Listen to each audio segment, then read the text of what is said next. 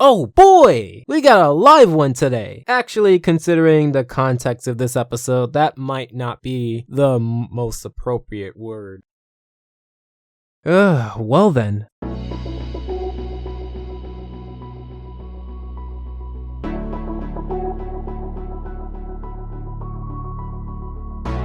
Ayo, what is up everyone? It is the ALPHAJAY show, and people really love them some King of the Hill reviews. So today, let's look at the other requested episode, Mrs. Wakefield. Today's shout out is going to be of the artists at Grindr. Really hope I'm saying that correctly. They make wonderful art and I want to share one of their more recent at the time of recording pieces here. I love this piece and it would mean the world to me if you can help them out with a follow, retweet, or like. Firstly, I know this is a Christmas themed episode and it's January, just leave me be. I did a Halloween review the day after Halloween, so I'm pretty sure no one noticed that until after I announced it in this review, so we'll be pretty much fine. We get some banter in the beginning and some exposition for Hank's Christmas party, along with Dale's quote-unquote side plot, which I will summarize within a sentence. He's trying to get a gift for Nancy, but he doesn't. Big whoop. Anyway, we get to what appears to be a nice old lady, and it is very important that I label her as a nice old lady, but I'm saving that for later. But because you aren't the large percent of people who may have fizzled out all of their brain cells and essentially lived their lives as a walking skin sack, I decided to give you something very important, something that the characters in this episode lack, which will be a great problem going deeper into this episode. That, my friends, is context. Because again, context is very important. I'm Ruby Wakefield, and I used to live here many years ago with my twin sister. I appreciate your taking such good care of this house.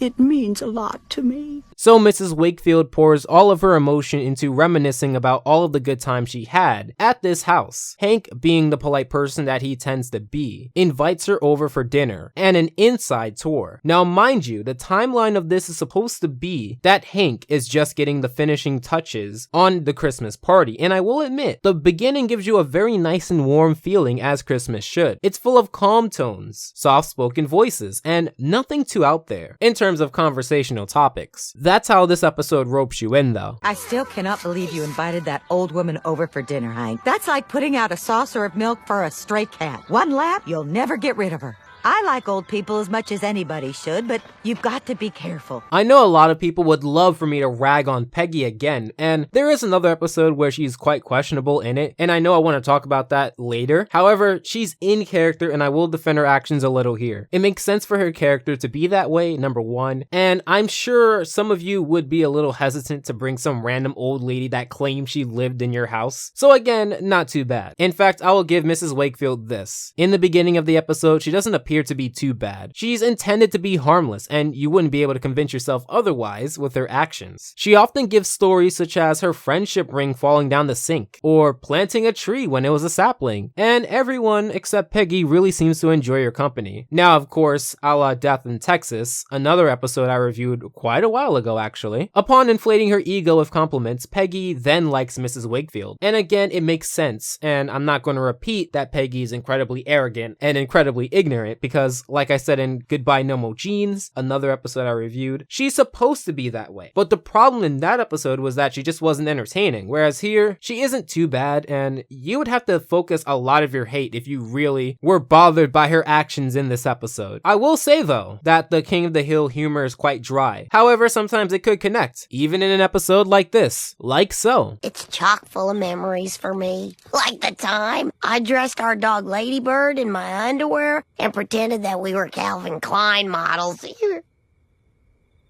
This is also where I read my Bible every night before bed. So bombshell number 1. Mrs. Wakefield then remembers the time when her twin sister died. Yes, died. She first claims it was in Bobby's room, but then clarifies that she had a heart attack and then crawled out of said room and died in the hallway. And upon hearing this news, Hank and Peggy give the most innocent nod to allow her to rest. You can clearly see that they're setting her up in the episode to be, and I'm gonna say this again, a nice old lady. However, little do you guys know, we are just arriving at bombshell number 2. Mrs. Wakefield falls asleep in the chair, and I know what you guys are gonna say. You guys are gonna say, Alpha J, it's common for old people to fall asleep in random places that are not their bed. You know what? Fine. Just Keep that in mind. So Mrs. Wakefield is woken up, Ewok, and told that she dozed off, and it is implied that they think that she should go now. It's getting late, and they have to set up for their Christmas party. However, she keeps stalling the inevitable. And what is the inevitable, you may ask? That is bombshell number 3, and the biggest one. The happiest times of my life were spent here in this house. There's no place else in the world that I would rather end my days. I want to die here. You did not hear that wrong. She wants to die in Hank's home. Now, I have a very unique perspective on this episode, but I'm not going to get to that main point just yet. I just want you all to know that Ruby Wakefield made an unannounced taxi visit to their house, pretended to make it seem like she was just visiting, and made a request to die in their home. Okay, where do I begin with this? Number 1, I'm sure she wasn't sleeping. She was most likely trying to speed up the inevitable, and I have a strong claim to support my case. 2, just remember, what if this was your home?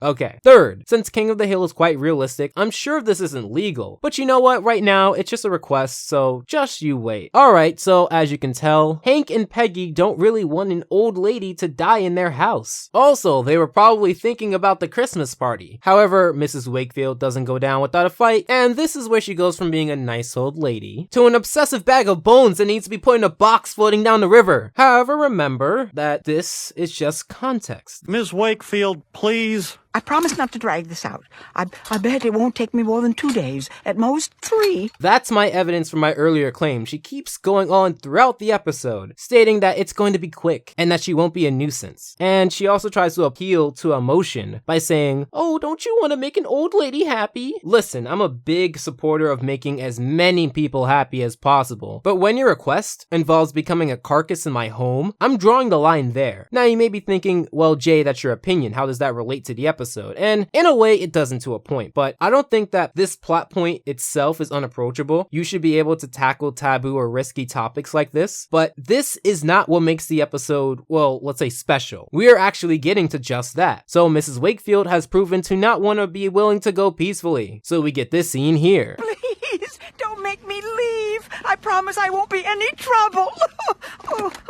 Why are you picking on that old lady, Shug? I'm not picking on her. She wants to die in my house. Please.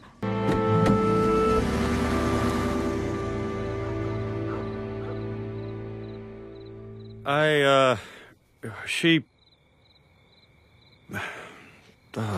Okay, sit back. I really don't like the whole town is ignorant against something for the sake of plot trope or plot point or whatever. Stuck in a ringer, Little Yellow Book, no such luck. I was a preschool dropout. Everyone knows it's Bendy's, the sweaters, Gorilla. Every single time, I have to sit by and watch everyone be out of character just to fit the narrative that honestly didn't need to be that way. In many of these types of episodes, the town or group of characters aren't even needed and essentially just become annoying bystanders that should either mind their business or be written in a way that doesn't essentially turn them all into sheeps for the sake of random drama. And you would think a show in its 9th season wouldn't need to resort to this. So when Hank gives context to kicking an old lady out of their home, they just don't react to it. Or should I say, Bill and Boomhauer don't react to it. Dale offers Mrs. Wakefield a place in his home to die, to make a haunted blah for his wife, and Hank, being the prude that he can be, says no one is dying in anyone's home. Honestly, if it were me, if it wasn't my home, I don't care where she goes. Again, box, river. So as they decorate, Hank says that he can't believe he feels guilty for not letting Mrs. Wakefield die in his home. And I can't either until your idiotic neighbors came over. So Mrs. Wakefield comes back and she claims to be sorry. But then she wants to use the restroom. This leads into the obvious, and also Dale attempting to get Mrs. Wakefield to die in his home instead. And of course, Nancy doesn't see any of this. She doesn't see Dale messing around with an old woman. She's probably off somewhere getting massages from John Redcorn anyway, so again, it's kind of hard to judge when you yourself aren't necessarily clean. So Hank, justifiably annoyed and upset, comes back home after Christmas shopping to find Bobby terrified, his son hiding, and Mrs. Wakefield outside of his home for the 3rd time. There's the trespasser I called about.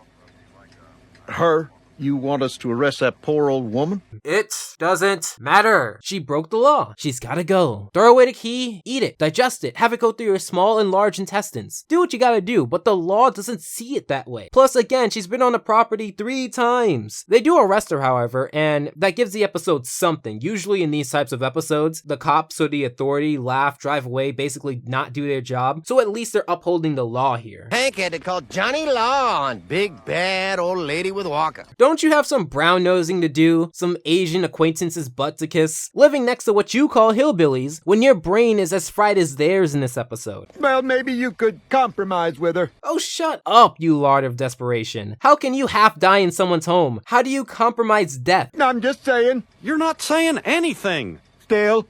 Oh yeah, pass judgment. You all can get some of this. Some of you cheat, some of you are really fake, some of you have been trying to sleep with your best friend's wife, and some of you wouldn't care in any other episode. If she were trying to break into your homes and die, you'd do the same thing. I tell you what. What have I done wrong?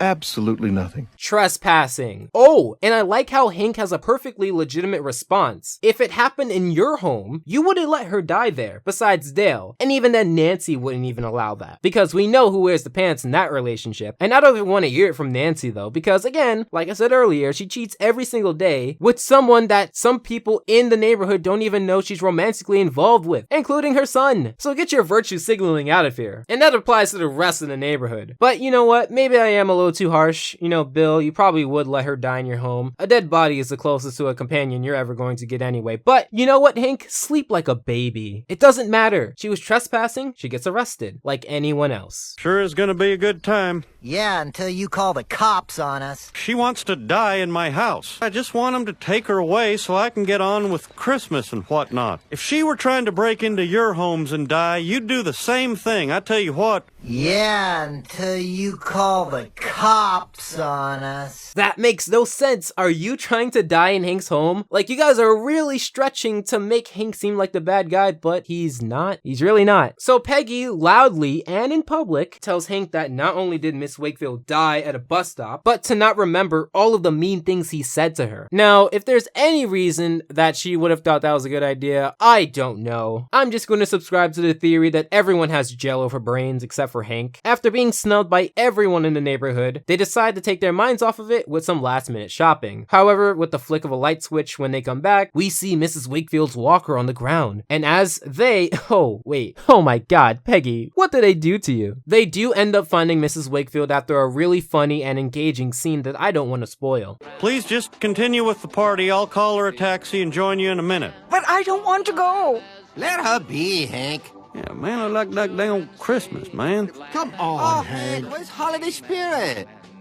Okay, so Hank is expected to let some old lady die in his home. I mean, I get it, you know, calling the cops out of context, it looks pretty harsh. But what do you expect with context after the 4th time? This time, it's breaking and entering, but ooh, I'm supposed to let her off the hook because she's an old lady. If it were my house, at this point, in front of the neighbors, she would be booted out. I'm sorry, but Hank has no obligation of any etiquette or any sort to let her die in his home. But since everyone sees this as the biggest sin, and on Christmas, they all just let it slide, and she's allowed to stay. But because good message at the end, and because it's Christmas, they end with a Secret Santa, and this was Mrs. Wakefield. Honestly, this episode wouldn't have been that bad if it weren't for the god-awful and annoying neighbors. There are tons of ways to make this work, and still include the neighbors, but this trope will never do it for me. Even if I find an episode that does it correctly, is it worth getting it messed up, leading to an incredibly irritating and out-of-character crowd? Honestly, no. I would not recommend it. Although Hank was great, Peggy was also great, Bobby and Luanne were fine, and heck, even Mrs. Wakefield was a great antagonist, the neighbors ruin it for me. So yeah, I don't think this episode was good, but let me know what you think in the comments down below. Follow me at the ALPHAJ Show and go into my request video for any request that you would like that's not in the pinned comment of that specific video, not this one. If you really like this video, I would highly suggest watching all of my King of the Hill reviews, some of my best work. For more on the Hill family, make sure to subscribe and feel free to consider my Patreon. As always,